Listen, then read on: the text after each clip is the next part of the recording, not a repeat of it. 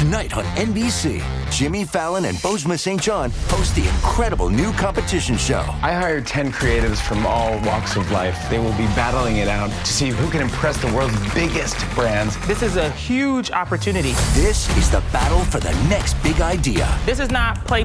We're spending millions of dollars. I'm so excited to embark on this adventure with all of you. May the best idea win! On Brand with Jimmy Fallon, tonight on NBC.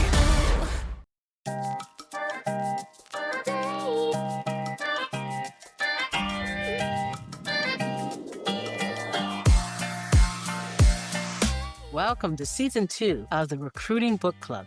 I'm Carmen Hudson, and I wrote a book about recruiting last year and discovered that there are many other recruiters who have put their thoughts to paper and are happy to share what they know about recruiting. I'm excited to share these conversations with you. I've talked with TA leaders and TA professionals who've written books about what's happening in our profession. So why don't you buckle up as we hear from the best in the business. Welcome to the Recruiting Book Club. And I am excited today because I have Jonathan Kidder as my guest. And Jonathan has written, is it 20 books? 24 books. So I've been pretty busy. And he's a full-time senior level technical recruiter at Amazon, which that is a life in and of itself, right? That you managed to hold that down is impressive to me, and that you continue to write so many really fantastic references for all of the recruiting workforce is fantastic. So I will start by first allowing you to introduce yourself. Tell me a little bit about your career, how you decided that recruiting was your career, because if I remember looking at your LinkedIn, looks like right after college, like you got into recruiting. So I'd love to hear a little bit about that. And then how you managed to get to Amazon, and you've been there for 6 years. So I'd like to hear a little bit about your career there as well. Yeah, it's kind of funny. Like most people in recruiting, you kind of fall into recruiting sometimes just completely backwards, right? And for me, I went to a school in Minnesota, Bethel University, and I went there for marketing communications, right? I loved talking to people. I felt like I had that gift from my parents too, and being able to talk and having good conversations with people. And I wanted to do something within business, so I completed my degree in marketing, and then I just randomly took an internship opportunity with a company called Allegis Global Solutions. So one of the largest RPO staffing companies, go figure, in North America at the time, and the Big Four, as they used to say. And I just started as kind of an intern slash marketing specialist within their employment branding team. And from there, I would sit at an RPO client, and they sat me right next to the recruiting team. So I would hear them on the phones all the time, selling opportunities. And this was 2011. So it's just pre so many things now, pre AI, and they were still posting jobs in newspapers, and they were getting paper faxed resumes, and just monster.com was the king at the time. And can you just look back now? It's just like crazy. What is that, like 14 years ago, 15 years ago? And so much has changed within recruiting now too, and it's just insane. But yeah, I sat next to the recruiting team, and I would hear them on the phones, and really all they would talk about was the need for more candidates. There's not enough people applying. There's not enough people, at the top of the funnel. And at the time, sourcing was still kind of, it was around, but there was a lot of full cycle recruiters who would just rely on job boards too. So they were more like generalists, I would say, recruiting generalists too. So they would post jobs and advertise jobs on Monster, Indeed, Craigslist, and just hope for people to apply. So it's kind of like a post and pray sort of strategy back in the day. And for me, just researching at the time, I got connected to SourceCon too. So just like, oh my goodness, there is a blog dedicated to just sourcing and learning about sourcing, and that helped a lot at the beginning of my career. Just understanding, okay, there are sourcers in the world that just focus on the top of the funnel, and And so I kind of came to my boss and kind of pitched the idea like, hey, it makes more sense for me to support the recruiters with sourcing. And then I kind of fell into sourcing slash recruiting. And I've jumped around. So I've Happens done to the best of RPO. us. Yeah, you're just, come into the back door. And I've touched a lot too, like RPOs, internal teams, agencies, and now I'm at Amazon too. And I've been at Amazon for about 6 years, and they move so fast. They're just high Yeah, paced. tell me about your role at Amazon and sort of where you were when you got there and sort of how you have progressed. How do you learn? How have you developed your knowledge set to help you be successful there? Right. There's so much to learn. I would say working at Amazon, they're probably one of the largest TA functions within North America too, because our team is so large, right? You're kind of a dot in the machine of TA, as we say. And yeah, I just kind of fell into it. I had a friend who came over to Amazon, and at the time I wasn't even looking in 2019-ish, but he felt like, hey, I really loved working with this individual, and he went up for Amazon. He said, hey, there's an opportunity. You should just at least talk to the hiring manager. And then I kind of went through the process and kind of started my journey too. And there is a lot to learn. I would say Amazon, it's its own kind of beast of understanding like our policies, and it's so complex, and there's so much to learn. And like I said, I've worked at many companies, but Amazon itself is its own kind of culture and systems and everything else. So it's a lot to learn too. So it takes a while to kind of ramp up, but it's definitely a great place to work at the same time. How did you figure out what do I need to know first? What do I need to know well? What do I need to know in order to do my job? Yeah, in recruiting, it's all about the numbers, right? Show me the numbers, show me your delivery. But the term that we use at Amazon is working backwards. So you see the end goal of, that one hire, but what do you need to do to get that one hire? You kind of work yourself back. Oh my gosh, how many phone screens did it take? How many resume reviews? How much time sourcing did it take? And you kind of see your top of your funnel, and then you kind of start to kind of average out, okay, if I reach out to, I don't know, 500 people and get, a dozen through the process, odds are you're going to be able to, hire someone. So really, I would say for me is first looking at your data, looking at your data pools, and understanding that in recruiting was number one, is looking at the metrics, because sourcing and recruiting, it's all about that delivery, that hire, right? That's what we're trying to do. But a lot of times recruiters get bogged down by just the process. So they just don't, where do I start? What do I need to learn first? And I would say just understanding kind of your own metrics, your own deliverables, how long it's going to take to kind of build out your pipeline.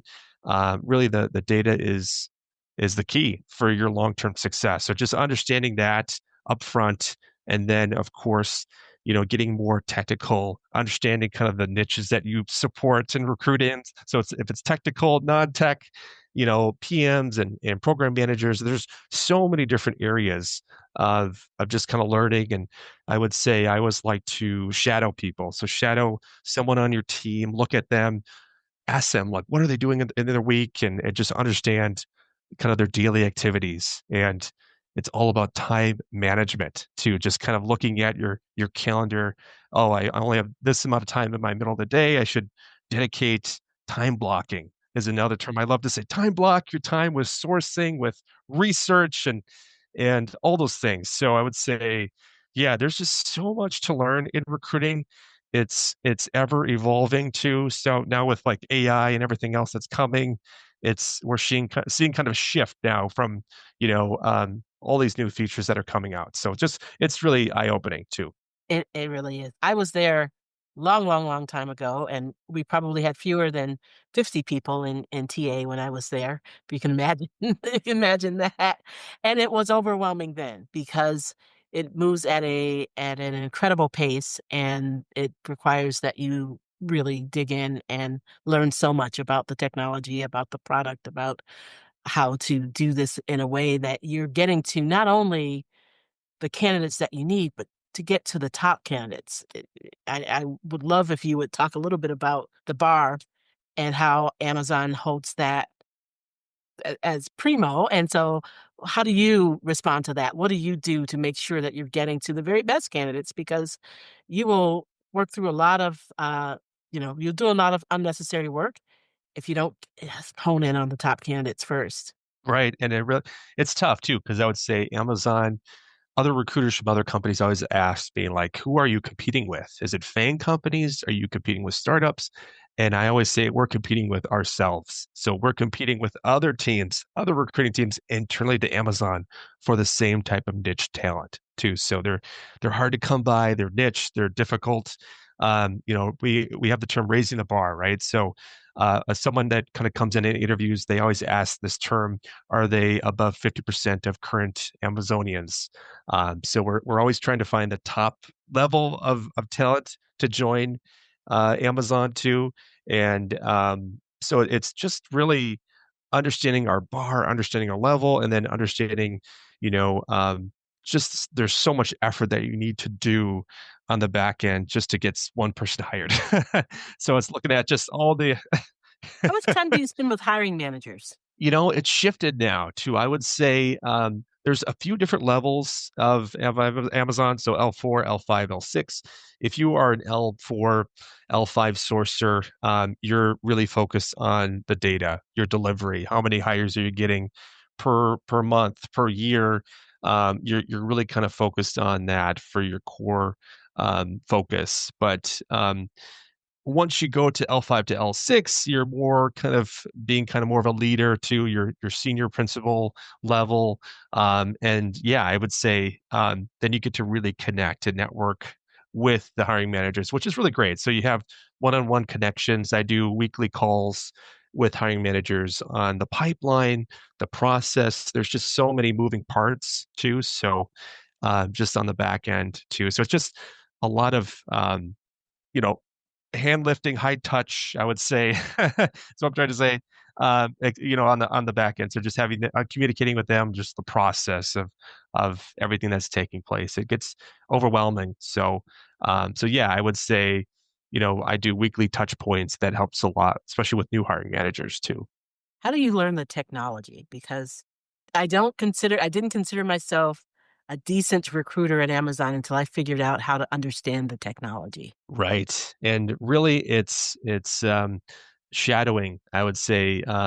We call kind of like the final round interview team kind of a loop team, and they have a debrief after the person goes through the final round. So it's, I would say, number one, I love attending debriefs with candidates that have gone through the process. So then you can kind of take notes, and they really say, oh, this person was missing these sections, or this niche skill set, or here's what they were not meeting in our expectations. So I would say the more fine around loop debriefs that you can kind of attend in any technical area, you're going to learn so much too on what they're looking for too, because they really explain it in detail during kind of the final round interview.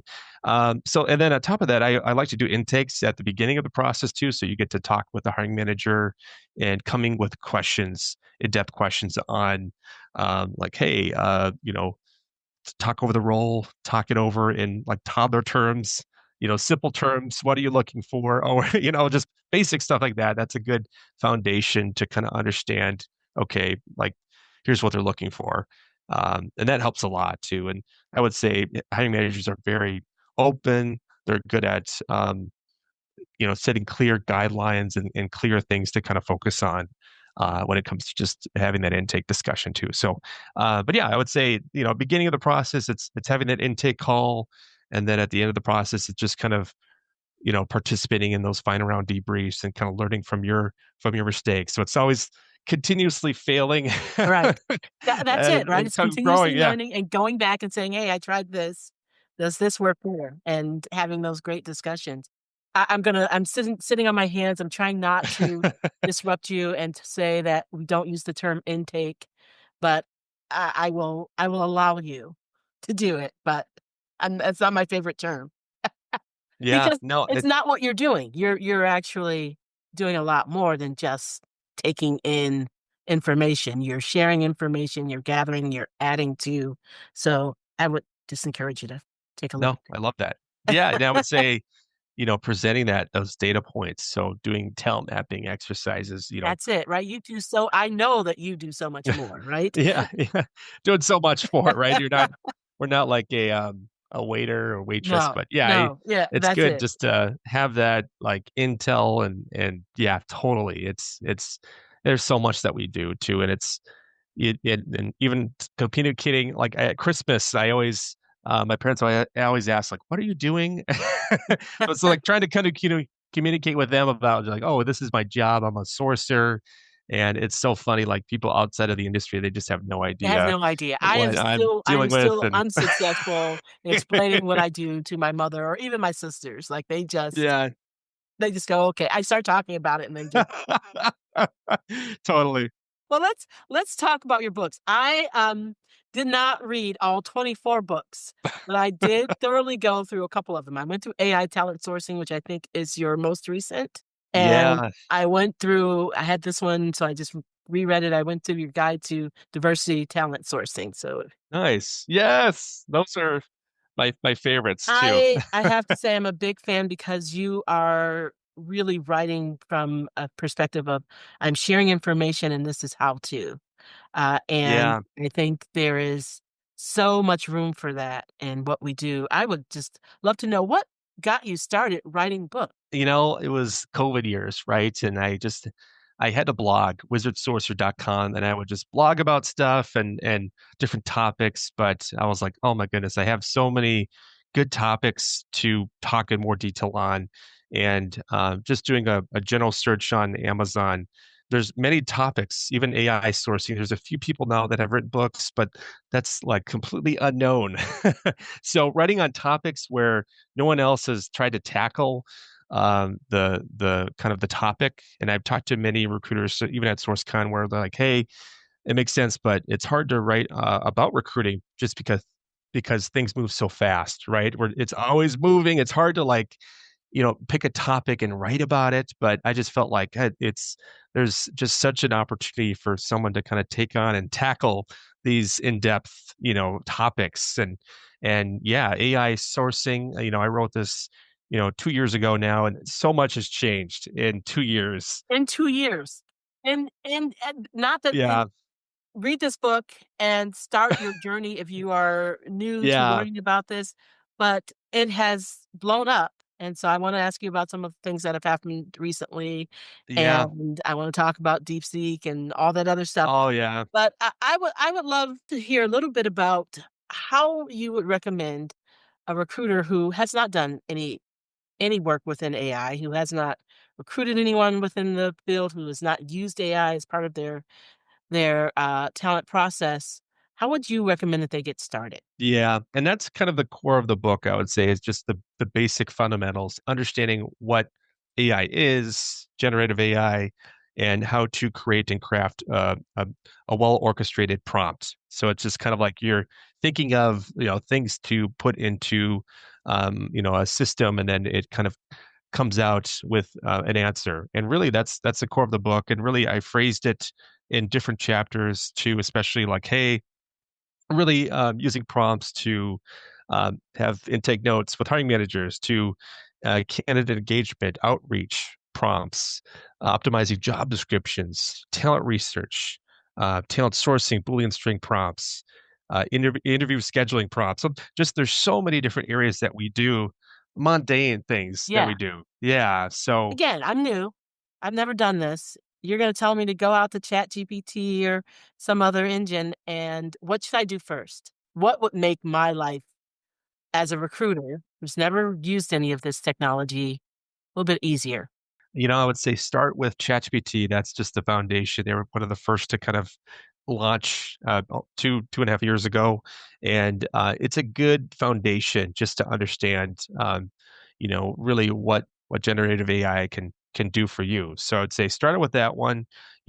Generic questions. I remember getting it 2 years ago and just asking it a bunch of random things and trying to figure out like how can I use this for recruiting, and that would be kind of the foundational thing, is just understanding kind of the prompt structure, how it responds.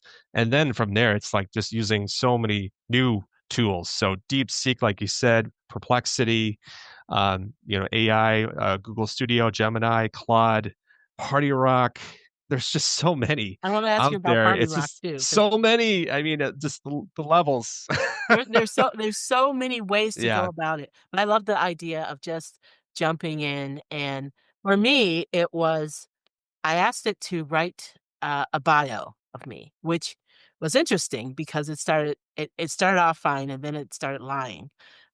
It started saying it confused me, I think, and another recruiter by the name of Carmen Hudson, which I know that there is one out there. So it started blending some things, and so it taught me that I had to pay attention and be a little bit careful and monitor the information that I was getting back. But it also showed me just how quickly it could take writing tasks and turn those into just very easy things for me. And so now I very rarely write, a business email that's more than a paragraph because ChatGPT will just do that for me. And it will do it, in my estimation, lately, pretty much better than I would ever, unless I spent tons and tons of time on it. So I am just such a big fan of leveraging the tools. I love that you go into how you might source using these tools. How do you figure that out? How much time does that take? How successful have you found it to be? I mean, that's the scary thing now, is that from writing this book till now, there are tools where you can create a prompt and have it go out online, and almost like a sourcing agent, where it goes out and searches the web for you. So I know, right, recently, Ben Mina, he has ChatGPT, the latest version of the Pro account, which is around $200 per month. But you can create prompts and have it go out and search and source for you, and have it, hey, reach out to these people, send a message like this, and if they respond, so if then this, then that, sort of kind of like what Clay or Airtable can do. I think they're seeing that, and then they're using that within the AI generative space too. So I would say more of that is going to be happening. I know People GPT is another one too, where you kind of create your own prompt and, hey, find a list of candidates and send them, 2, 3 messages with a follow up. And so I would say the days of manual sourcing might be over with, which is kind of scary to think about as a sourcer, but at the Well, same we time, have to go there. We we have we to go definitely there, have to go right? there. We have to face that our jobs as we know them will They're likely changing. change significantly in the Yeah. next year. I would say give it, 3 to 4 years, and I could see maybe even sooner, where there's ATS systems where it does that for you. It it ranks the resumes, it sends them follow-up messages, and then it will maybe even automatically schedule a calendar invite to you through Outlook, whatever you're using, and it could just kind of manually do all those things that we do at the top of the funnel too. But, as a source yeah. That's scary, right? Yeah. That's scary for that's your job, Yeah, right? If you're a yeah. sourcer, that's your job. So what does the job turn into? See, it's more, building relationships with the candidates themselves, more high touch, my high personal conversation. So you get them through the top of the funnel, and then from there, it's what we do best, is kind of selling them over the phone or selling them on the opportunity, and then walking them through the process step by step by step too. So I mean, as an example, I always go back to this, where, maybe you want to call like a help desk line, and hey, you might get an AI voice generated response, and you kind of go through that at the beginning, and eventually you get to someone who's a human on the phone too, and then they're like, oh, here's what you're really looking for, let me help you through this. So I feel like there's going to be layers of AI for sourcing, especially at the top of the funnel, but then eventually, a human will connect with We'll, you and, we'll and have talk to over, intervene. yeah, intervene too. The pace of change in the world of business is fast, and that drives incredible complexity for the world of human resources. Welcome to the HR Data Labs podcast, a series of conversations with experts inside and outside the world of HR on how to innovate, measure, and evolve our practices. Our goal is to help provide you with practical examples of how HR has to change to meet the complexity of the business environment. Every week, we'll talk to new and different voices on all aspects of HR. And at times, we'll get irreverent. Silly, even. And sometimes geek out on the data and technology that underlie the processes that drive the world of HR. But the conversations are always insightful and fun.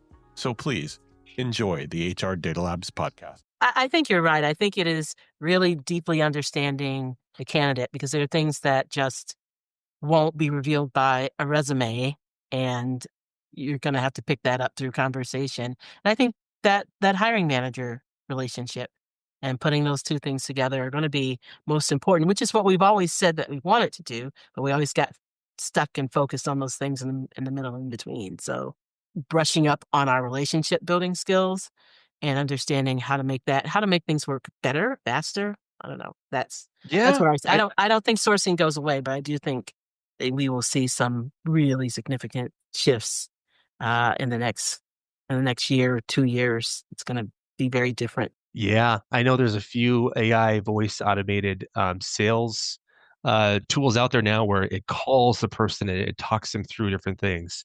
And they don't even know if it's you kind of can tell if it's an AI generated. There's like a pause to it, but there's things like that are happening now where it's even My voice husband AI had no generated too. idea. I'm like, scary, right? He runs HR for a small organization, and he's talking to a help desk for a tool that he's installed, and he is just complimenting. And I'm listening to this, and he's complimenting this person on the other end. He's like, "Oh, thank you, you're so helpful." And I'm like, that is not a person. And he like really researched it, and he's like, "It wasn't a person." He's like, "I felt Crazy. I had a relationship." So we're getting there. We're getting there fairly quickly. How do you make time to write books? First of all, let's Well, start this is there. this is pre-kids now. I've got 2 kids now, so thank you so much. I had a lot of free time pre-kids and well, yeah, it was this COVID years where, just had a lot of free time at night, and I was doing my job in the middle of the day, and I would go home at night, and I would blog too. I like to just talk about the latest trends, and that was really fun. And getting people around the world to read my blog was really fun too. So It I started forces you to there. learn. You have a Yeah, topic, and then you're off on a search to find out, oh, do I really know about what I'm talking about? Let me make certain that, I'm sharing good information. And so it forces you to yeah. to to learn, to expand your It really does too. There's so many different topics like AI to DEI sourcing. There wasn't a lot of other books out there too. So it was kind of eye-opening. There was such a need. There's a lot of good blogs out there, but it's always changing. And I feel like because of that, not a lot of people would put it in the paper form, right? Or the Kindle form of writing kind of and publishing kind of a book. So I felt like I just had a really amazing opportunity to write on some really good topics, and I did. So that was kind of just out of fun and out of a You put hobby. yourself on a schedule? Do you say, "I'm gonna spend the next 2 months working on AI talent sourcing, and every day I'm gonna put a little time in," or how do you manage that? Yeah, a lot of stuff I already had in like deck formats, and I would do lots of training internally to kind of Amazon. So I had like a foundation of that, and then it takes about maybe 4 to 6 months to write a book too. So just kind of going through it, revising it, changing it, editing it, all those different things too. And I helped. I paid for an editor too up front, which helped a lot too, just to kind of make sure like the flow of the book is correct and everything is good on that end too. And yeah, just kind of tackling a lot of like unknowns and kind of it's such there's just so many new topics that aren't even being covered yet. So it was kind of just fun to tackle them.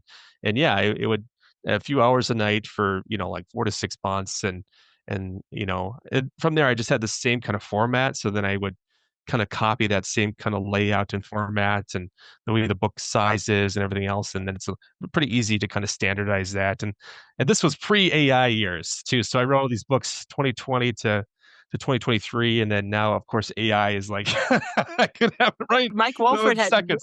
has written a book fully Yeah. leveraging AI, and I think he's working on another one, or is pretty close to finishing it. In terms of publishing. Did you publish through Amazon? Did you find a publisher? Yeah, I did it through Amazon KDP. You can self-publish. The only downside is they do take a huge chunk. Well, they take less of a chunk than the publishers. Oh, really? Yes, Interesting. significantly less. So I just actually had a publisher approach me. They read my book, which I did through KDP, and Yeah.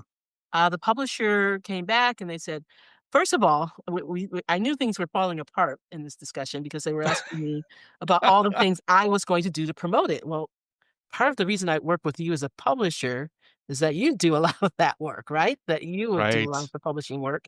And they're asking me how many events that I would attend. And I gave them, and they're like, well, could you double that? And I'm like, no.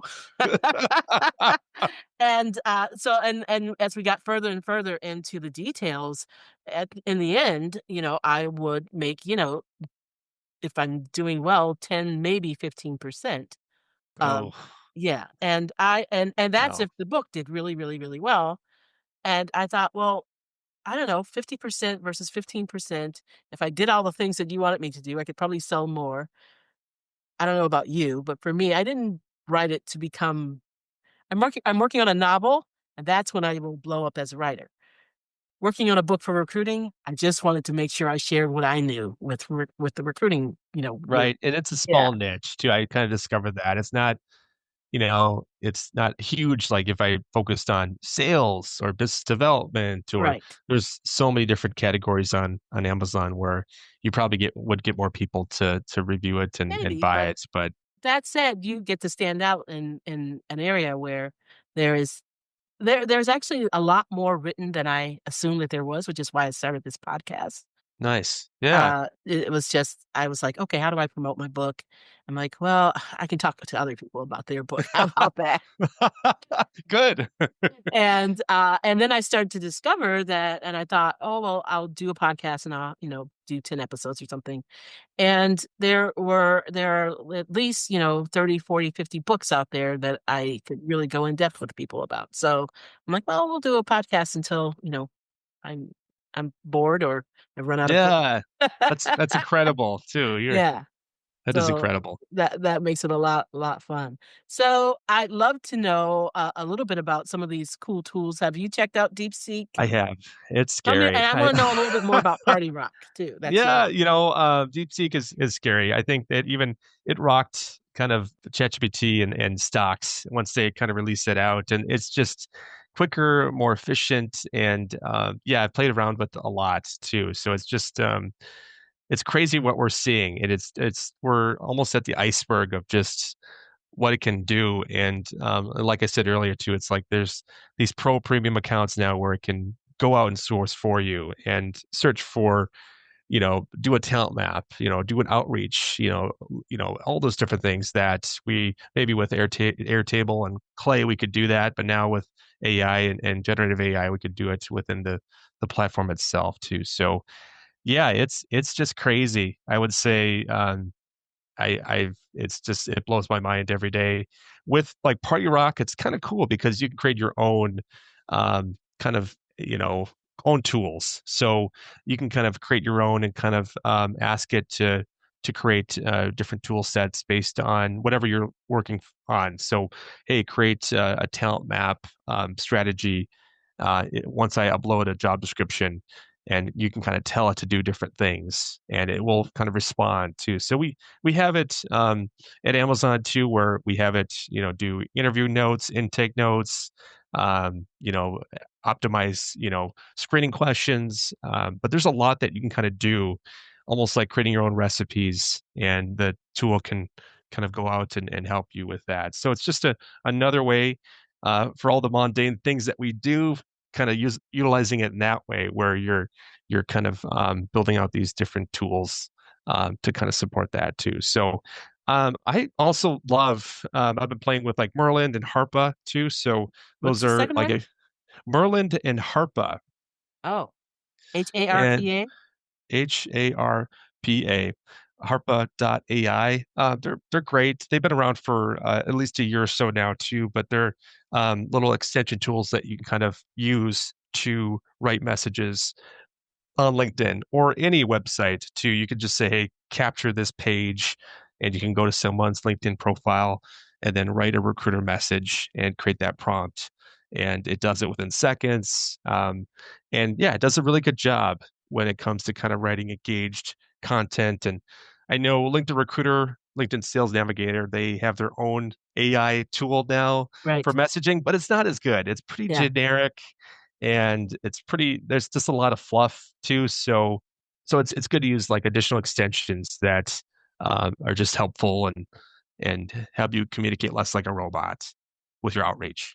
What is your favorite way to use AI? Is it in messaging or is it in actually sourcing and helping you find candidates? Is it in doing some of the other kinds of things that we have to do with our ATS systems, et cetera? What's your favorite way of just making use of the technology? I would say content. So it can rewrite content for me. Mm. So I've got prepping emails that I use and I love different tools and I plug it in. Hey, can you write a prepping email for Tell this me a little type bit of more about these prepping role? emails. Yeah. So, I'm right now working on product manager roles at Amazon and there's just not a lot of prepping guides for these types of niche areas too, just on Google. So, I mean, I just kind of ask ChatGPT, hey, can you write up a prepping email to summarize how to prepare for like an interview round too? So I would say, you know, it's it's a tough bar at Amazon. So we get a lot of people at the top of the funnel, but it's very easy to not do well unless you really prepare yourself for kind of that interview bar. You're So helping the candidates. You're writing prep emails for candidates. yeah. So I would say the future of us is with AI, maybe top of the funnel sourcing, but then it's that engagement piece. It's you're talking to the candidate and you're really prepping them to prepare themselves for the interview rounds just because it is so difficult, right? You have to be top bar, raising the bar and prepping is everything too, because you could have a really good tech candidate, but if they don't take it seriously, they don't prepare themselves, they're not going to do well. So I would say, 1000%. Well, that's so true. And one of the things that I believe in, I believe in prepping your candidates and spending as much time as they need to get them prepared, but also prepping your interviewers and your hiring manager, making sure yes, they understand this is the job for which we're recruiting, not some other dream job that you have built up in your head. And this is how we're going to assess this person. And this is what I need you to find out during this time. And that to me sort of brings everything together versus getting to the end and figuring out, oh, this person didn't do well because this person was interviewing them based on this set of criteria versus what they really should have been talking about, and making sure that everyone's on the same page. yeah, right calibration, right guide, right level, all those things really matter too. So it's just all those things that as a recruiter sourcer, you don't really think about, right? I think when they think of a sourcer, you're out doing lead generation and you're submitting candidates, but there's so much that we have to do on the back end, which it gets so complicated with But that's the stuff we should be spending time on, right? So right, it's right. exciting to start to have more time to do that. So we're getting close to the end. I want to make sure that I ask you a couple of things. Who's your favorite hiring manager and why? And you don't have to name them.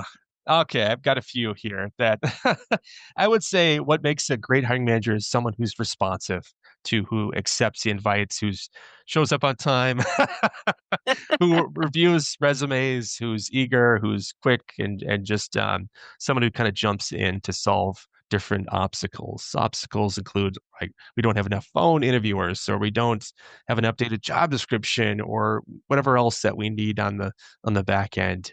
It's someone who's eager and who understands the need for urgency too. Because if you work with a hiring manager that you don't hear anything back from them on different things that you ask them to complete, it just slows down the process.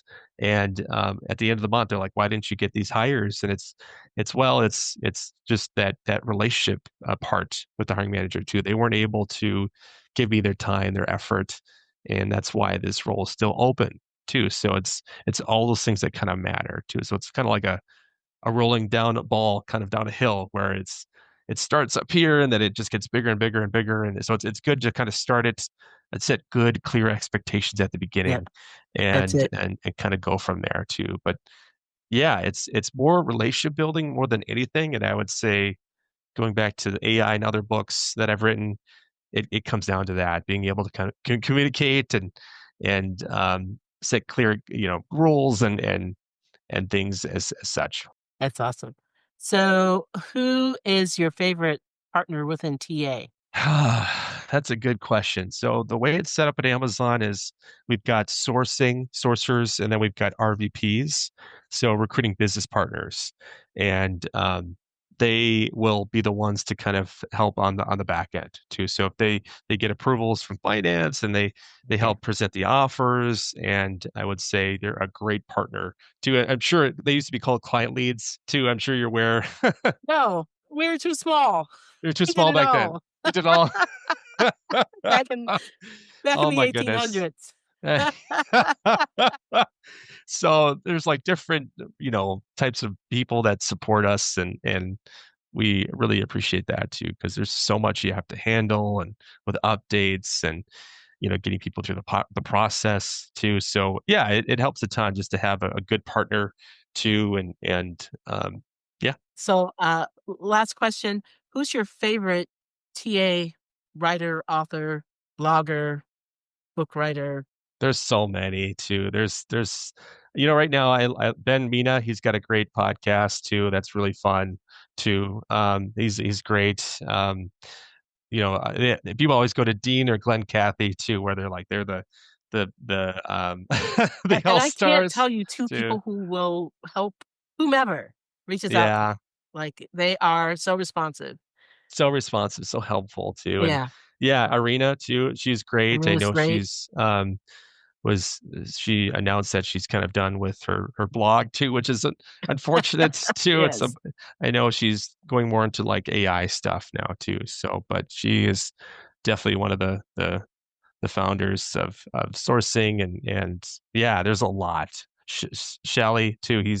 He's out there too. I'm gonna interview him about his book, in a couple of weeks. Good. Maybe later this week, I'm not sure, but yeah. Yeah, you talk to those people, it's just crazy what they started with in back in the day till to now. It's changed so much, and it's always changing too. So it's always good to stay updated and follow people on social media too. And yeah, there's a lot that you can learn too. I 100% agree. There's so much. I think maybe that's why I love this so much. There's always something new to learn. There's Yeah. always the opportunity to get a little bit better, and thank goodness there was that opportunity for me to get better because I was awful in the beginning. Well, So I have really enjoyed our conversation. I don't know if you get to Seattle, but if you do, let me know. Get a free lunch on me because I really appreciate your taking the time out. And I really appreciate just the effort that you put into writing new material. And it really is very much any recruiter can sit down and learn something new. And you have all the search strings or prompts all written out. yeah. You don't even like I can actually use AI using your guide. So I really appreciate that. And I think a lot of people do. And if you haven't purchased the book, go get a copy of the book. And as I understand it, you will also provide, if you buy a book, you'll provide a. PDF version too, which is a lot easier to kind of look on your desktop and see kind of the prompts too. So Exactly. Exactly. Awesome. Well, I really appreciate the time that you spent. I really appreciate the time that you put into writing your books. Let me know what your next one's going to be. will do. Okay. Appreciate it. Thank you so much. Absolutely. Thanks so much.